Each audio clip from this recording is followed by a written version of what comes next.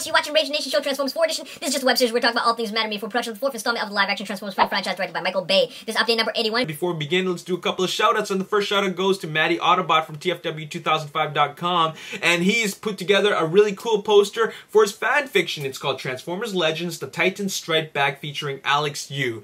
I'm in this! That is so cool! Thanks for putting me in this. That is really awesome. I'm very thankful, and I'm very grateful that you were thinking of me when putting together this fan fiction, and I'm gonna leave you the links to the fan fiction on the description box below for you to check it out. Alright, thanks a lot, Matty Autobot. The next shout out goes to Ahmed and his art page. Ahmed put together this he drew this really cool photo, or rather a drawing of me. That's very awesome. And if you like any of his drawings, go over to his Facebook page to check out his artwork. A lot of his artwork is very anime inspired, so if you're into that sort of thing, make sure you click that like button and show some support. And finally, we have a shout out to Kunik for his cup artwork. It's Autobot Cup, and it is very, very cool. It starts off with a pencil sketch, and then we got the full-on rendered version, which looks great. Very, very cool.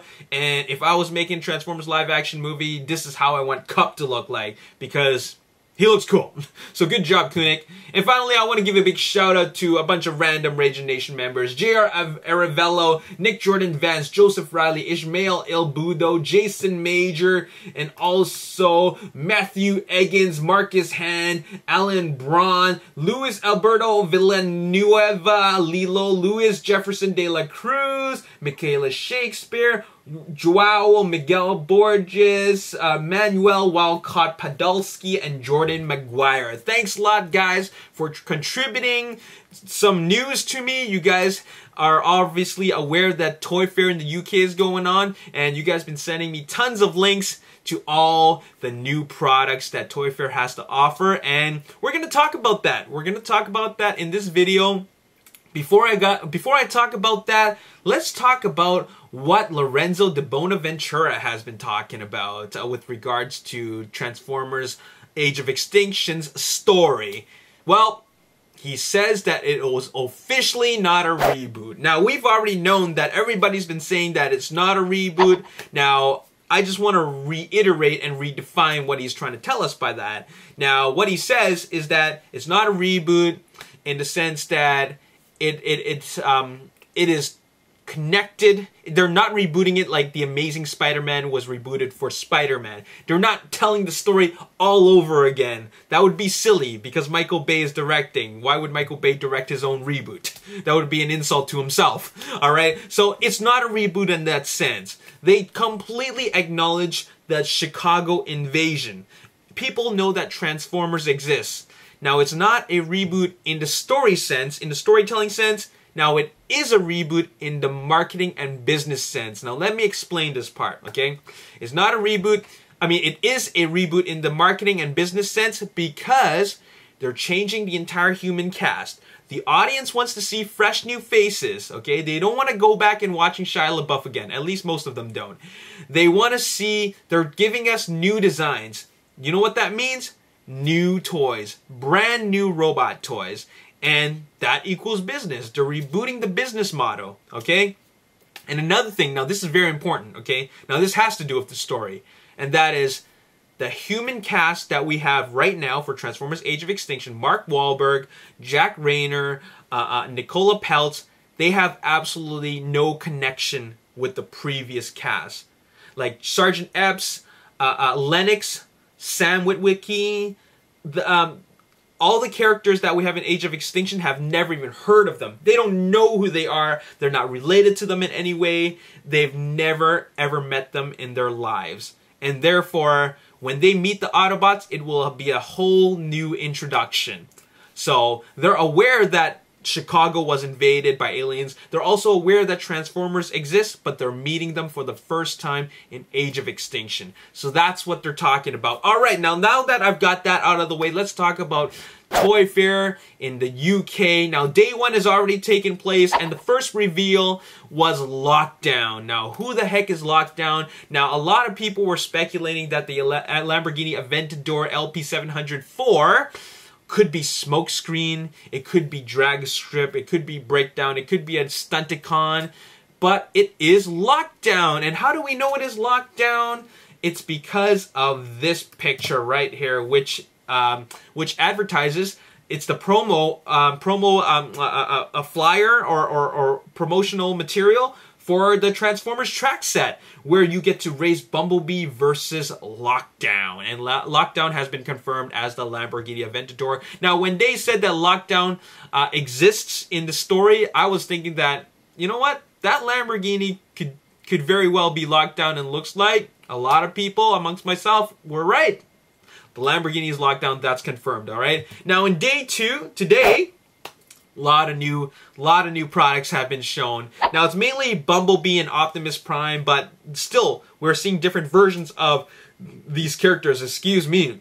First of all, we got another confirmation of Lockdown, and that is through this RC car of Lockdown, which is Lamborghini Aventador. But check out these keychains and statues and magnets. We got a Bumblebee, we got Optimus Prime, and what's really cool is that we're seeing Bumblebee for the first time in his full robot mode as a physical unit. You know, not just a picture or CG rendering. We're seeing a physical object, and that is a toy. And now that we've seen him in the keychain mode, he's got a lot of black on him. Like, he's got a lot of black on top of his yellow. I thought it was just going to be a little bit, but this really makes me wonder what he really is going to look like. Now, what's really interesting about the packaging of this keychain, if you look closely, Bumblebee still has the yellow strip on his forehead. Now that tells us that Bumblebee's 1967 version of the Camaro SS. I forget what year it was, but the Camaro SS looks like it's gonna have the classic Bumblebee head from the first 3 movies. And it is only when it switches to the concept Camaro, the 2014 concept Camaro, it's going to have the black strip, the black triangular strip. Alright? So that's very, very interesting. It looks like they're using the classic Camaro SS for the box art of the packaging. And then it has the concept Camaro as the actual product. Alright? So there you have it. Now let's talk about the first wave of the toys that are coming out from Hasbro. And it looks like we got the main players, and it looks like that is going to be Optimus Prime, obviously, Bumblebee, obviously, 2 of the Autobots, that would be Drift and Crosshairs. Yes, Crosshairs has been confirmed as the Corvette, not Slingshot. We're also getting Lockdown and Grimlock. No word on Hound, but I'm assuming that Hound is probably going to come out on a second wave as either a Voyager or a Leader class. But let's talk about Lockdown and Grimlock. Now, Grimlock is obviously the leader of the Dinobots, so he's definitely got to come out in the first wave. And most likely as a Voyager and a Leader class. If he's going to get a deluxe treatment, that's cool too. But the fact that Lockdown is going to be in Wave 1 shows that he is a main character, main villain. It also shows that he plays a very significant role as a villain in the Transformers Age of Extinction story. So that's very interesting. Notice how it's interesting how the reveal of these toys relates directly to the story. So that's always fascinating to us. Moving on, let's talk about Optimus Prime. And looks like they're not calling this a Leader class Optimus Prime. They're calling it a first edition Optimus Prime. And we know it's a Leader class mainly because of its $59.99 price tag. That's $60. Now, no Transformers product costs $60 except for a Leader class. Sometimes $50, sometimes $40 when it's on sale, but $60 is usually its starting price point. Now, I don't know why they're not calling it a Leader class, they're calling it a first edition, but what's really interesting is that we've seen this before. Now, originally, in the previous video, I made a mistake. I did make a mistake. I want to acknowledge that mistake, and I want to apologize for making that mistake. What I said previously, there was an Optimus Prime with a lot of chrome and metallic parts. I said that was a Takara version of the Smash and Change. It's not. I made a mistake. Instead, it is the first edition Optimus Prime. Now, this is all very confusing to us, but it's all coming together now. Apparently, we've seen many versions of Optimus Prime so far. I think it's 3 versions now. We saw the Smash and Change Optimus Prime, which is for kids. Now we're seeing this first edition Optimus Prime, which is very, very blue with chrome parts and a lot of chrome. And you know, it's got the blue parts. It's got you know, like it's once again, it's a backpack former and a shell former. It's got chrome on the chest, on the shoulders, on the legs, and it's got gray parts for the arms. And I think that it doesn't look that great. It really doesn't look that great in my opinion, especially with the backpacks. And then why didn't they paint the smokestacks to be chrome as well? But I'm just thinking this is a lot of chrome. This is definitely a lot of chrome for my taste.